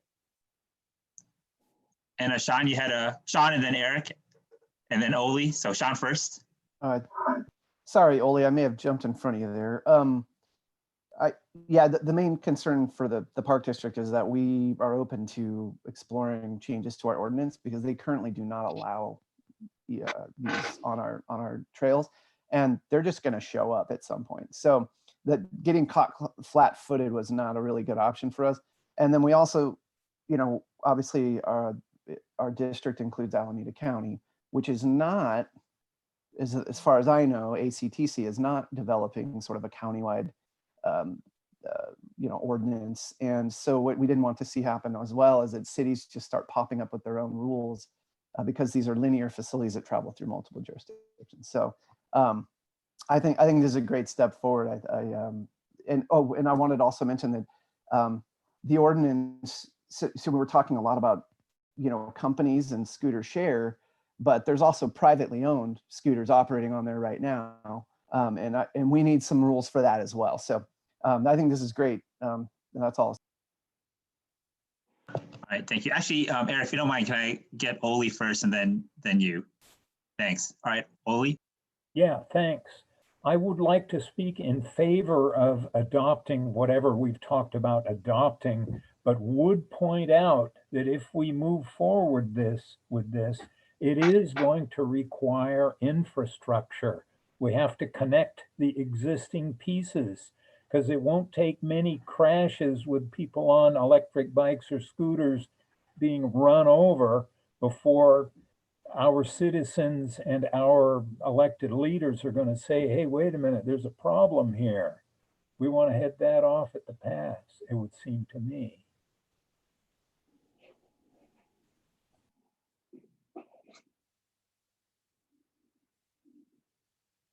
Is there a motion or? Oh, no. No, I think This item actually doesn't require any motions. It's just for the feedback from the CDPAC members. Jackie, I think we do have this as an action item. We can motion Yeah. it if you like. Yeah, we do have it as an action to support the recommendations. Okay. Okay, so sorry, I think Eric had a comment. Yeah, Sorry, before we move forward. Oh, okay. Yeah, Eric, I think you had you had your hand raised, Eric. Oh, no, I was just going to say that maybe we can have this discussion also at the various RTPCs. I was thinking about reaching out from a political level. It's a little bit more represented at the RTPC boards instead of the CCTA board. And also it's a little bit more region specific, I guess. And just kind of, because I agree with Sean. I mean, right now, more than likely, I mean, generally people find a way if they, just in Pleasant Hill, for example, we actually see a lot of micromobility users around the DVC area. People actually buy their own scooters from wherever and they actually use it just because it works for them. The right age group, the right demographics, the right purpose. And a lot of them are international students who own cars. And so people find a way to make it work. And so, but just use things like that, things that already pop up from a user standpoint, and just start from there, start educating the electeds, through the RTPCs or whatever. And I know West County probably have a lot more support, more ready, more primed for such a program. Start with that. I mean, my take, along with Matt's input, is all the same. It's like a lot of the politicians, elected officials, they're kind of just waiting and seeing. They're trying to play neutral, waiting for guidance, looking to see how other people are doing. They don't want to commit themselves. And so very typical, but we need to get something just to egg them on. So I think that's probably the best way to start. All right, thanks, Eric. Any other questions, comments? All right. Yeah, thanks for this very robust discussion item here. Yeah, Matt, Jackie, just want to ensure, okay, you know, there's a, I guess there's a, it's an action item. So I just want to make sure we know exactly, you know, what actions we're going to take or what the motion is for. So, yeah, so the staff's recommendation is to move forward with developing of a countywide or a model ordinance to cover the entire county that individual jurisdictions could adopt if they choose to, the associated regulatory framework, and then working collaboratively with the agencies around the county to educate and come up with consistent policies. All right, thank you, Matt. All right, with that information, Corey, you had a comment, question? Yeah, wondering if we needed to add in there about this group being the micromobility sort of working group. If that Sorry, that is part of the recommendation that this group acts as that micromobility subcommittee for the time being. Okay, then I'll move on the item. All right, have a motion from Corey Riley. Do I have a second? Second. All right, second from Sean. All right, Jackie, we'll have to do a roll call here. Okay, Chair Robert Sarmiento, Yes. Vice Chair Bill Pinkham, Yes. Committee Member Sean Dugan, Yes. Committee Member Adam Foster, Committee Member Bill Keeshin, Yes. oh my God, sorry. Committee Member Scott, Air Q for Scott Allman. Yes. Committee Member Bruce Olson. Yes. Committee Member David Germain. You're on mute. You there, David?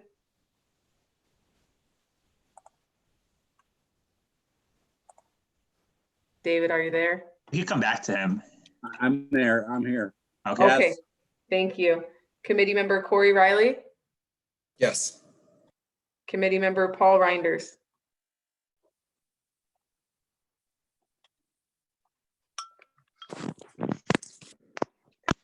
Paul, are you there?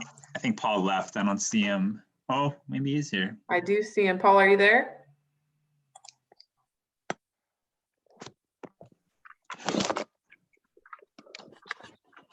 Trying to unmute him. Oh, is he muted? Okay. He might be picking up the sandwiches. You might be eating a sandwich. Yeah.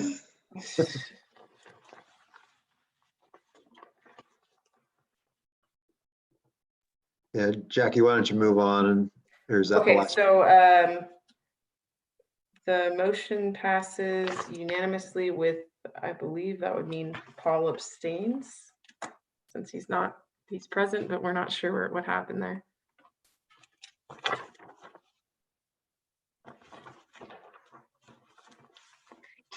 Okay, Chair Sarmiento, we can move on to the next item. Did we lose him? Here, sorry, just trying to go back and forth between the okay. agenda and the Zoom meeting here. So, okay. All right, we'll move on to the next agenda item here, an update on the Active Transportation Program Cycle 5 grant. I think Carrie and I will leave now. Thank you very much for having us. And we really appreciate all your input and look forward to working with you as our micromobility committee in the future. Yeah. Bye-bye. All right, thank you. Yeah, thank you for everything, David. So, Bye-bye. Bye. All right, as I mentioned, we'll move forward to the update on the Active Transportation Program Cycle 5 grant. Matt, this is you will be providing an update. Yeah, thank you, Chair Sarmiento. I know it's 1 o'clock. We never did get that break, so I'll move through this pretty quick. It's just an informational item. As many of you know, the Active Transportation Program put out by the state, they're in Cycle 5 right now. The applications have hit the street. They were due June 15th, but the state has basically the guidelines and application came out, I think, the week that the state went into shelter in place. So they did extend some of the deadlines out. I'll just let you know that for the regular projects, the deadline has been extended to September 15th. For the quick build category, that deadline was extended to July 15th. I'll just go through a few items. Basically, the goal of the ATP is to increase the proportion of trips accomplished by biking and walking, increase safety and mobility for those users, reduce greenhouse gases, and enhance public health, including reducing childhood obesity, and ensure that disadvantaged communities are sharing in the benefits of the program. Let's see, 40% of the funds will go to MPOs in locations greater than 200,000. 10% go to rural areas, and then 50% are up for competitive from the rest of the state. Cities, transit agencies are all eligible applicants. There's no funding match, but they do consider cash funds for leveraging. So eligible projects include infrastructure projects, plans, so the development of a countywide or a community-wide bicycle ped plan, safe routes to school type plan. They allow for non-infrastructure projects, and then the quick build pilot program. That's kind of it in a nutshell. I was just putting this out there because many of you might be applying for funds. Just want to see if anybody is applying. The authority will make themselves available if you need letters of support, but just wanted to put it out there. And I don't know if I can answer any questions, but I can attempt to if folks have questions. Eric, if you have a question. Yeah, a quick one. Hey, Matt, sorry, I haven't read it yet. I actually haven't read it for a number of years just because of certain criteria that I used to have. But do you know if this round application, are they still giving a boost, bonus boost for projects within the community area of concern? The short answer is yes. Yeah, I've seen the scoring rubric. I forget what the bonus is, but yes, definitely there is a bonus. There are bonus points available, and their goal, I think, is for 20 or 25% of all projects to be located in disadvantaged communities. Yeah, I know in the past it's like 10-point bonus out of 100, which pretty much puts everybody who doesn't have a community of concern out of the competition. And that's why I haven't followed it for the last 5 years, just because what's the point? Yeah, seems to be a regular appearance, makes a regular appearance in these applications. I have one question, and then I'll go to Sean after. Matt, if you could briefly describe, I guess, what entails the quick build project. I know that's new for this round. So if you have any information you can provide on that. Well, let's see. In my notes, I just have the quick build projects are interim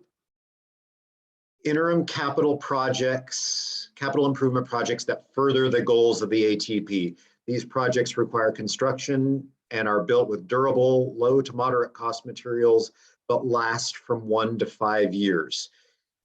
Their Appendix D has more guidelines there, but I think there's supposed to be projects that are ready to go that may already have some sort of environmental clearance, and they've budgeted $7 million for these projects.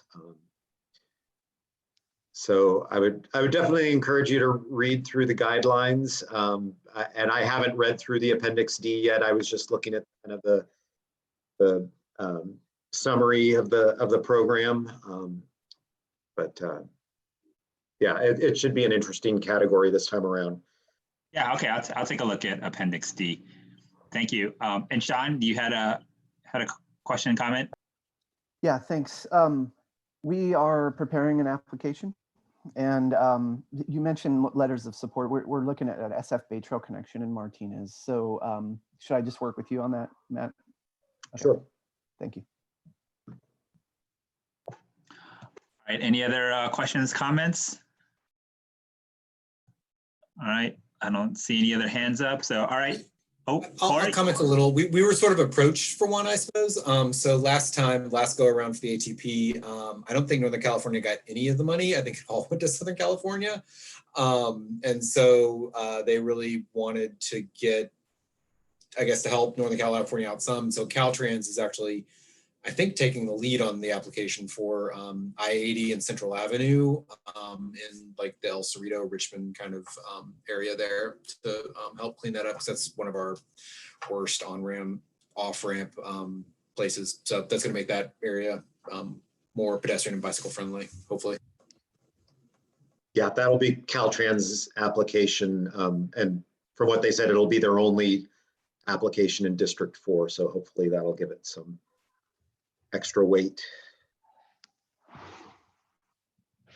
All right, thank you. I don't think looks like there are no other hands up or questions or comments. So I will move on to the next item, which is, one second here. Other business or / information sharing. Does any committee members have any questions or comments? Last Thursday was supposed to be bike to work day. I'm sorry, I'm pulling up my calendar here. So if you haven't heard, it has been moved to, I should know the date. It's September 24th. Oh, man, it's September 24th. September is now bike to work month. Yeah. Right. I'm personally not optimistic that we're going to be able to do it then, given sort of the rate of the coronavirus situation, but just in case y'all hadn't heard. Thank you, Corey. Any other questions, comments? Oli, I see your hands up.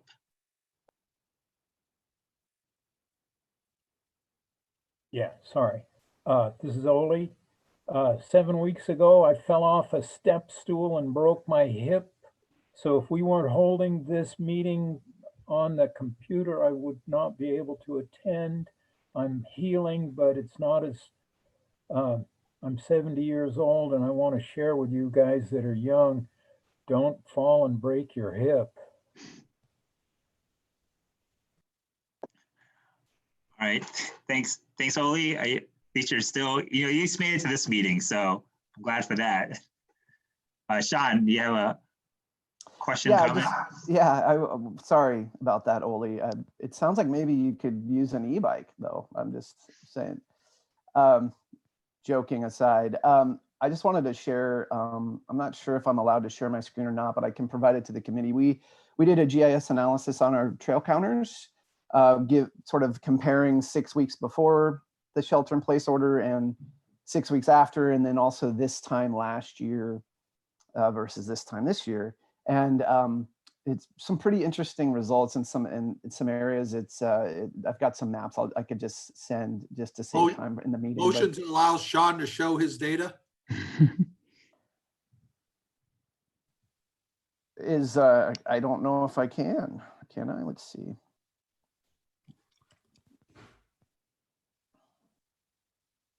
It's some areas we're showing a 400% increase in usage, and that's kind of the take-home message. So, and I'm not able to. Oh, how's that? Looks this like is just one. So again, I can email the group, but this is helping us in our discussions on maintenance needs and things going on. But anyway, thought I'd just share that, and Well, I hope everyone's healthy and safe. I'll say maintenance and needs, but I would also say, I mean, you could probably press release that if you wanted to get some. Yeah, well, yeah, thank you for that. No, I mean, it's all of the above. You know, it's just our messaging right now is it's also, you know, it was kind of sketchy at first, just you know, overcrowding and social distancing and things like that. And we heard reports that the Iron Horse Trail is like a freeway, you know, and so this is just really helping us get a handle on where the hot spots are, you know, of use. But it's also just a credence to that that these facilities are essential and people need them. And this is sort of the drum we've been beating for so long, but here it is in, you know, graphic form. So I'll stop sharing now. Everyone's ready. Thanks, Sean. And actually, if you don't mind, can you also email that out to us, or maybe email it to CCTA staff, and then they could forward it out to the committee members? Will do. Thanks. Thank you. Thanks, Sean. All right. Any other final questions or comments? All right. Seeing none, well, I guess the last item we have here. Any items you want to have discussed at the next CBPAC meeting in July?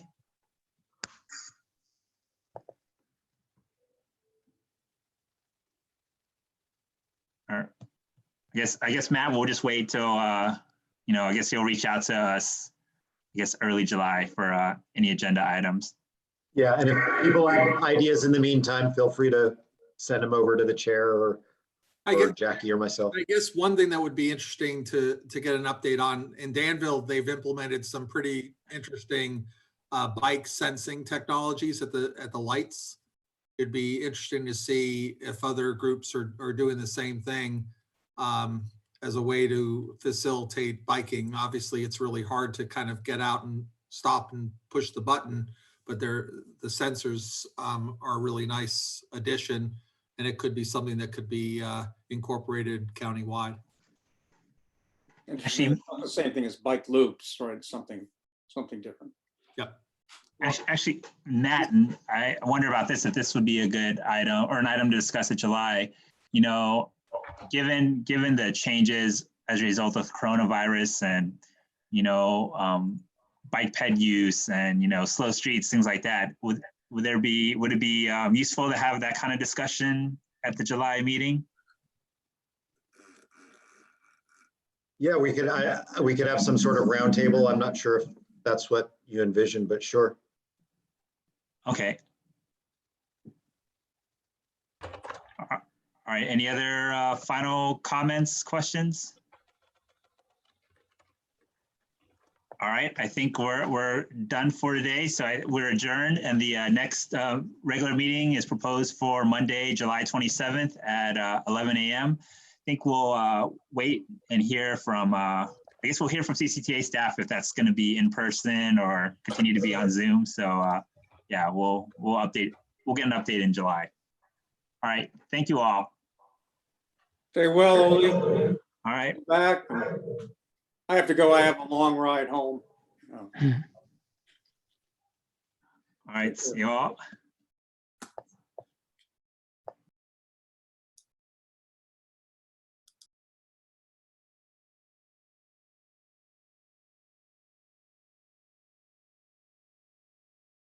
Hey, Matt.